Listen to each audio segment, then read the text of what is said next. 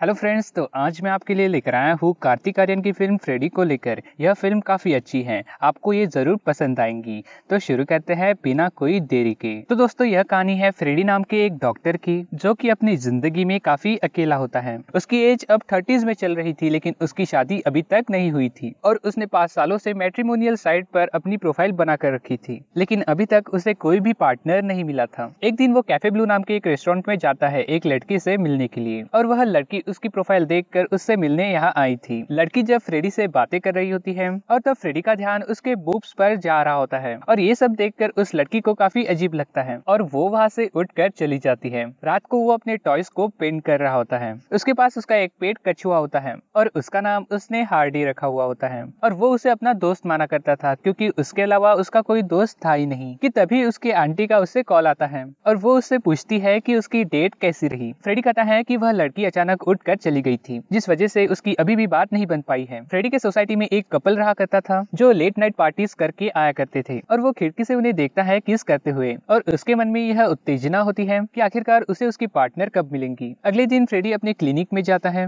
वहाँ एक बच्चे का इलाज करता है, और रात को जब वो घर पर होता है उसे एक लड़की का कॉल आता है जो कि उससे कहती है कि उसने उसकी प्रोफाइल देखी है और उसे वह काफी पसंद आया है और वो उससे मिलने आए ताकि वो आगे की बातें कर सके। ये सब सुनकर वो उसे ब्लू कैफे पर बुलाता है और उसका इंतजार करने लगता है, लेकिन उसके मिलने का टाइम निकल जाता है और वह लड़की वहाँ पर फिर भी नहीं आती। उसी सोसाइटी का वह कपल वहीं पर बैठा हुआ था और ये सब जो था उनका ही बनाया हुआ प्लान था, और उन्होंने ही उसके साथ यह प्रैंक किया था। और जब फ्रेडी वहाँ से जाने लगता है तब वो उसे चिढ़ाने लगते हैं, और तब फ्रेडी को पता चलता है कि उन्होंने उसके साथ मजाक किया है, लेकिन फिर भी वो उनसे कुछ नहीं कहता, जिसके बाद वो वहाँ से चला जाता है। रात को वो एक शादी में जाता है जहाँ पर उसकी एक आंटी उससे बात करती है, उससे कहती है कि अब उसकी उम्र हो चुकी है और वो कब शादी करेगा। और तब फ्रेडी कहता है कि उसे कोई भी लड़की नहीं मिल रही है, और तभी वह आंटी कहती है कि सामने जो वो ब्लू ड्रेस में लड़की खड़ी है वो तुम्हें घूर रही थी, शायद वो तुम्हें पसंद करती है, इसलिए तुम उसके पास जाकर उससे बात करो। ये सुनकर फ्रेडी उनकी बात मानता है और उस लड़की से बात करने जाता है। वो उससे कहता है कि तुम मुझे क्यों घूर रही थी। वह लड़की कहती है कि मैंने तो तुम्हें देखा ही नहीं। कि तभी उस लड़की का हस्बैंड वहाँ आता है और उससे कहता है कि क्या तुम मेरी वाइफ के साथ फ्लर्ट कर रहे हो। फ्रेडी कहता है कि ऐसा कुछ भी नहीं है, और यह बात सुनकर वो उसे थप्पड़ मार देता है और फ्रेडी जमीन पर गिर जाता है, जिसके बाद वो जबरदस्ती अपनी बीवी को वहाँ से लेकर जाता है। मार खाने के बाद वो अपनी आंटी के पास जाता है और उनसे पूछता है कि अगर आपको पता था कि वह लड़की शादीशुदा है तो आपने मुझे उसके पास क्यों भेजा। और तब आंटी कहती है कि वो तो सिर्फ उसकी प्रैक्टिस ले रही थी, और ये सब कहकर वो वहाँ से चली जाती है। रात को फ्रेडी जब सो रहा होता है तब उसे उसी लड़की की याद आ रही होती है, जैसे कि अब उसे उस लड़की से प्यार हो चुका हो। अगली सुबह जब वो अपनी क्लिनिक में होता है तब वही लड़की उससे मिलने आती है, और तब वो उसे कहती है कि उसके एक फ्रेंड ने यह क्लिनिक रिकमेंड किया है और उसका एक दांत जो है वह सड़ चुका है, तो वो उसका चेकअप करे और उसके दांत को निकाल दे। और तब वो वहाँ उसे देखकर थोड़ा अजीब सा बिहेव करने लगता है, जिसके बाद वो उसका दांत चेक करता है और वो उससे कहता है कि वो अभी जाकर एक्सरे निकाल ले और कल वो उसका दांत जो है वो निकाल देगा। और जब वो उसका नाम पूछता है तब वो लड़की अपना नाम कायनाज बताती है। फ्रेडी को उस लड़की से अब बहुत ज्यादा प्यार हो चुका होता है और वो उसके साथ एक फैमिली के सपने देखने लगता है। अगली सुबह वह लड़की उससे मिलने आई थी ताकि वो उसका वह दांत निकाल सके। फ्रेडी उससे कहता है कि उसे एनेस्थीसिया देना होगा ताकि उसे दर्द ना हो और वो उसका दांत निकाल सके, जिसके बाद वो उसे ऑपरेशन रूम में ले जाता है, और जब वो बेहोश होती है तब वो उसके पास जाकर उसे आई लव यू कहता है, जिसके बाद वो उसका दांत निकालता है और बाकी की ट्रीटमेंट करता है। फ्रेडी उसके फॉर्म से उसका एड्रेस निकाल लेता है ताकि वो वहाँ जाकर उसे स्टॉक कर सके। रात को कायनात जब घर पर लेट आती है तब उसका पति उससे कहता है कि इतनी देर तक वो अब तक कहाँ थी। तब वो उससे कहती है कि वो अपना दांत निकालने के लिए क्लिनिक गई थी, जिसके बाद उसे उसकी दोस्त मिल गई थी तो वो उसके साथ चली गई थी। और यह सुनकर उसके पति को बहुत गुस्सा आता है और वो उसे पीटने लगता है। यह सुनकर उसका पति उससे कहता है कि वो कितनी देर से यहाँ भूखा प्यासा बैठा हुआ था और वो बाहर आराम से मजे कर रही थी, और यह कहकर वो उसे बुरी तरीके से पीटने लगता है। और हम उसके घर के बाहर फ्रेडी को देख पाते हैं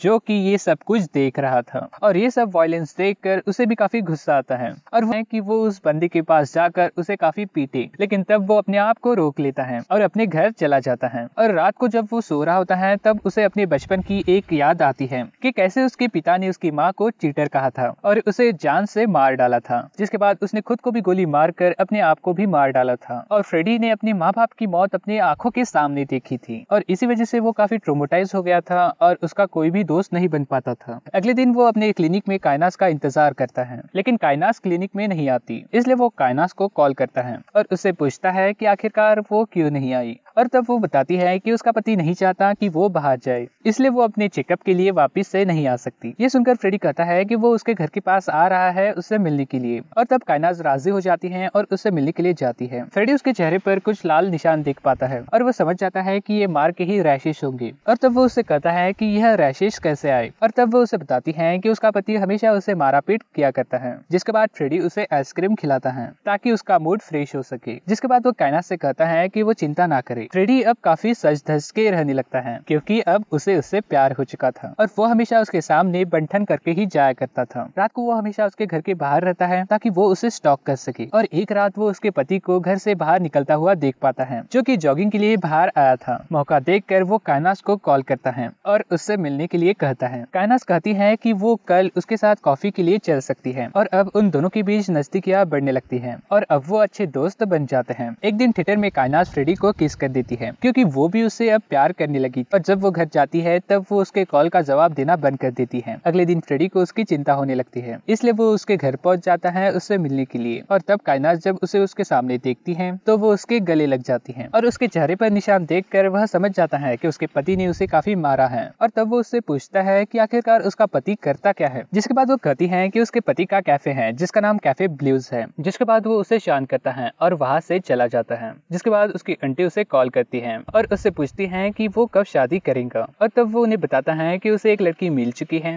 और वो बहुत जल्द उससे शादी करने वाला है। अगले दिन फ्रेडी कायनाज से मिलता है और वो कायनाज से कहता है कि उसे उसके पति को अपने रास्ते से हटाना होगा, और तब कायनाज कहती है कि आखिरकार वो किस बारे में बात कर रहा है, और तब वो उसे कहता है कि वो उसे जान से मार देगा ताकि वो दोनों शादी कर सके, और तब वो कहती है कि ऐसा करना बिल्कुल भी ठीक नहीं रहेगा। उसके बहुत समझाने पर कायनाज मान जाती है और कहती है कि हमें ऐसा करना ही होगा। रात को वो सड़क को अच्छी तरीके से देख लेता है जहाँ से उसका पति जॉगिंग किया करता था, और एक जगह सड़क पूरी सुनसान होती है और वहाँ सिर्फ एक भिखारी होता है जो रास्ते में सो रहा था। जिसके बाद फ्रेडी उसका इंतजार करता है, और जब उसका पति घर से बाहर निकलकर उस रास्ते से जा रहा होता है तब फ्रेडी अपनी गाड़ी से उसे ठोकर मार देता है। जिसके बाद उसका पति मदद के लिए चिल्लाता है और तभी वह गाड़ी को बैक करता है और उसे कुचल देता है, जिस वजह से उसकी जगह पर ही मौत हो जाती है। जिसके बाद वो एक हफ्ते के लिए अपने फार्म हाउस चला जाता है और वो कायनाज से एक हफ्ते के लिए बात भी करना बंद कर देता है। उसे मार के वो अब बहुत ज्यादा खुश होता है क्योंकि उसके रास्ते का कांटा अब हट चुका था। अगले दिन फ्रेडी एक मैकेनिक को बुलवाता है और अपनी गाड़ी को ठीक करवा लेता है, और वहाँ पर वो अपने कुछ गाँव वालों का चेकअप भी करता है। इधर पुलिस इस केस की तहकीकात कर रही थी और यह पता लगा रही थी कि आखिरकार उसे किसने मारा होगा। एक हफ्ते के बाद फ्रेडी अपने घर जाने के लिए वहाँ से निकल जाता है और सबसे पहले वो कायनाज के घर पहुँचता है उससे मिलने के लिए, और जब दरवाजा खुलता है तब वो वहाँ पर एक लड़की को देख पाता है जो कायनाज को बेबी बेबी कहकर पुकार रहा था जैसे कि वो उसकी गर्लफ्रेंड ही हो। और जब फ्रेडी उससे पूछता है कि ये कौन है और यहाँ पर क्या कर रहा है, और तब कायनाज उसके पास जाकर फ्रेडी से कहती है कि वो उसका बॉयफ्रेंड है और उन दोनों ने उसे यूज किया है ताकि वो उसके पति को मार सके और अब वो आराम से यहाँ रह सकते हैं। फ्रेडी यह सुनकर हैरान होता है और उस लड़के से कहता है कि वो उसके रेस्टोरेंट का शेफ है और वो ऐसी हरकत कैसे कर सकता है, और तब वह लड़का उसे धमकी देता है और उसे बुरी तरीके से पीटता है और उसे कहता है कि उसके पास पूरे सबूत हैं कि वो उसे स्टॉक कर रहा था। जिसके बाद वो उसे उसकी फोटोज दिखाता है जिसमें साफ साफ नजर आ रहा था कि वो कायनाज को स्टॉक कर रहा है। कायनाज कहती है कि वो अभी जाकर पुलिस को नहीं बता रहे कि फ्रेडी ने ही उसके पति को मारा है, लेकिन अगर उसने जरा भी चालाकी करने की कोशिश की तो उनके पास पूरे सबूत है कि गुस्से में आकर उसके पति को उसी ने ही मारा है। फ्रेडी के पास कोई भी चारा नहीं होता और वो रोते रोते अपने घर आ जाता है और उसका दिल इतना टूटा हुआ होता है कि वो जमीन पर ही लेट कर रोने लगता है। उसे पूरा यकीन हो गया था कि कायनाज उसे प्यार किया करती है, लेकिन वो ये बात नहीं जानता था कि कायनाज उसे यूज कर रही थी। इधर कायनाज अपने घर पर अपने बॉयफ्रेंड के साथ होती है जहाँ वो कहती है कि उसके पति के मरने के बाद वो कैफे अब उसके नाम हो चुका है और अब वो अपनी मर्जी से उसे अब रन कर सकेंगी। जिसके बाद फ्रेडी अपने सारे के सारे कपड़े जला देता है जो उसने कायनाज को दिखाने के लिए खरीदे थे और वो बदले की आग में बुरी तरीके से तड़पने लगता है। रात को फ्रेडी अपनी आंटी के पास जाता है और उनके गले लग जाता है और उन्हें बताता है कि उसके गर्लफ्रेंड ने उसके साथ ब्रेकअप कर लिया है, और तब आंटी उसे बताती है कि प्यार भी ये सब चलता रहता है। अगले दिन वो कायनाज के रेस्टोरेंट जाता है और एक आइसक्रीम को ऑर्डर करता है, और जब कायनाज और उसका बॉयफ्रेंड उसे वहाँ देखते हैं तब उन्हें काफी गुस्सा आता है। तब वो उनके सामने रोते हुए उस आइसक्रीम को खाने लगता है, और जब वो दोनों उसके पास आते हैं तब वो उसे काफी बुरा भला कहते हैं और वो उससे पूछते हैं कि आखिरकार वो चाहता क्या है। तब वो कहता है कि बस वो मुझे सॉरी कह दे तो वो यहाँ से चला जाएगा। ये सुनकर कायनाज अपने बॉयफ्रेंड से कहती है कि वो उसे पीटे। जिसके बाद वो उसे पीटता है और उसे धमकी देता है कि अगर वो दोबारा यहाँ आएगा तो वो पुलिस को सब कुछ बता देगा। फ्रेडी को काफी बुरा लगता है, जिसके बाद वो प्लानिंग करना शुरू कर देता देता है, जिसके बाद वो काइनास की सारी डिटेल्स को निकालता है जो सब उसने उसे बताई थी, और उसके मुताबिक वो उन दोनों को तंग करने का सोचता है। जब वो दोनों बाहर जा रहे होते हैं तब वो उनके दरवाजे की डुप्लीकेट चाबी बनवा लेता है और उनके घर को खोलने के बाद उनके फ्रिज में जो खाना होता है उसमें नशीली दवा मिला लेता है ताकि उन्हें नींद आ जाए और वो उठ ना सके। जिसके बाद वो वॉशरूम में जाता है और बॉडी वॉश में एक लिक्विड मिला लेता है जिससे काइनास को बहुत ज्यादा एलर्जी थी। जब वो दोनों घर पर आ जाते हैं वो खिड़की के पीछे छुप जाता है। काइनास वॉशरूम में जाकर अपने बॉडी वॉश को लगाती है और उसका बॉयफ्रेंड किचन में जाकर खाना गर्म करता है। मौका देखकर फ्रेडी वहां से निकल जाता है, जिसके बाद वो दोनों खाना खाते हैं। रात में ड्रग्स की वजह से वो बहुत ज्यादा नींद में चले जाते हैं और मौका देखकर फ्रेडी उनके घर में दाखिल हो जाता है। वो काइनास के फोन से खुद को मैसेज करता है कि क्या वो उसकी कार को बोरो कर सकती है, जिसके बाद वो उसके बॉयफ्रेंड का फोन लेता है और अपनी उन सारी फोटोज को डिलीट करता है और नीचे जाकर वो उनकी कार का ब्रेक फेल कर देता है ताकि उनका एक्सीडेंट हो जाए और वो मर जाए। काइनास जब आंखें खोलती है तब वो ये देख पाती है कि उसके स्किन में एलर्जी हो चुकी है,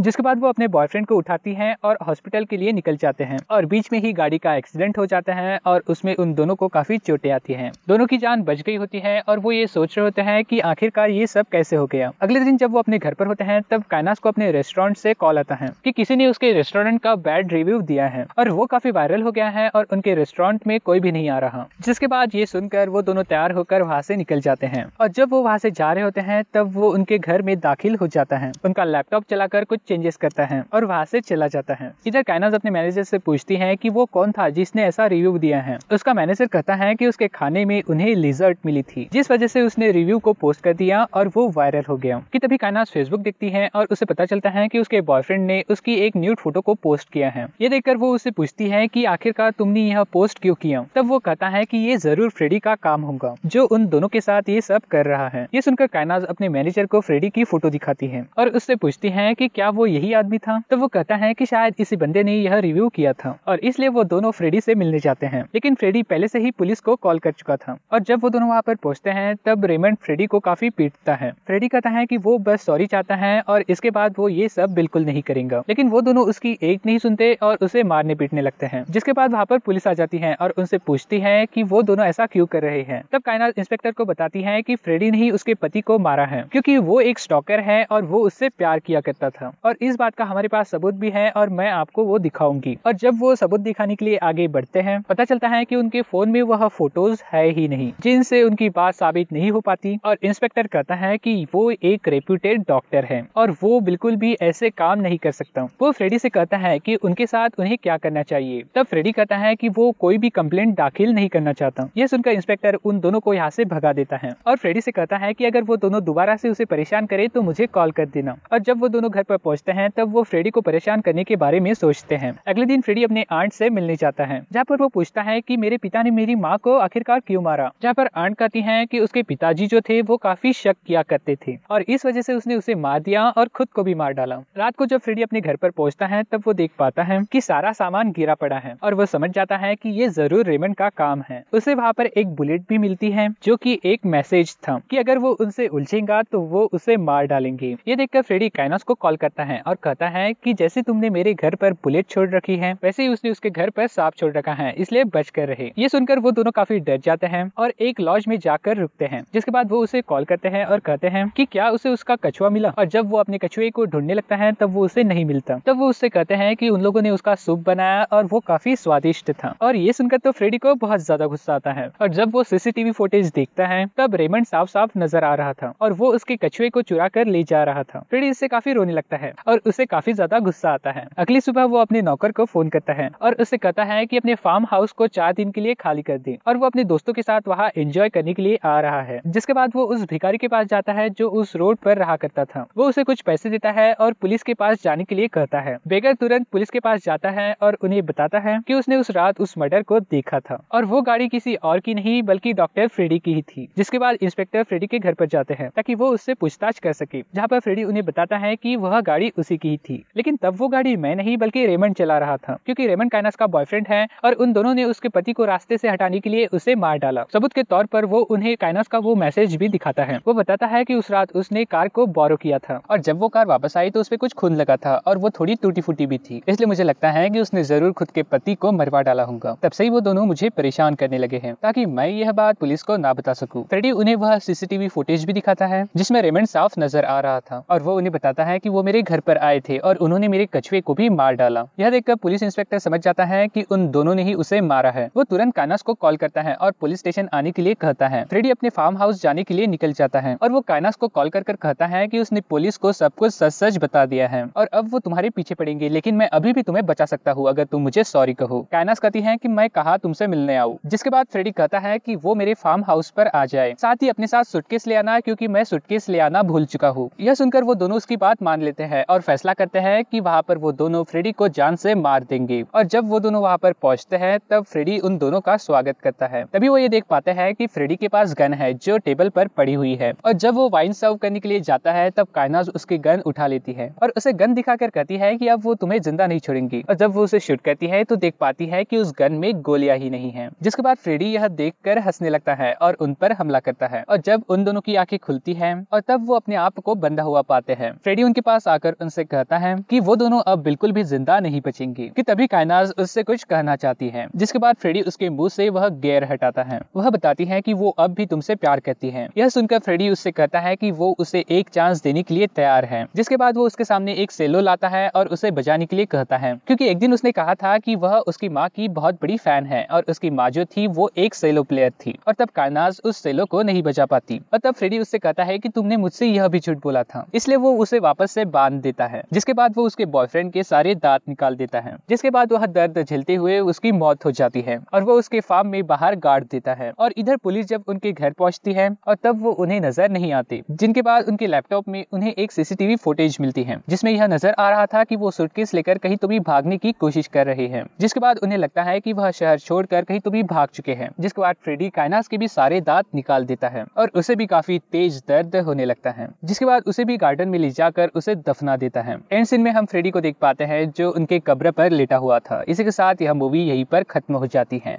कोई यह वीडियो कैसा लगा? अगर अच्छा लगा होगा तो लाइक एंड सब्सक्राइब जरूर कीजिए। मिलते हैं अगले वीडियो में, तब तक के लिए अलविदा।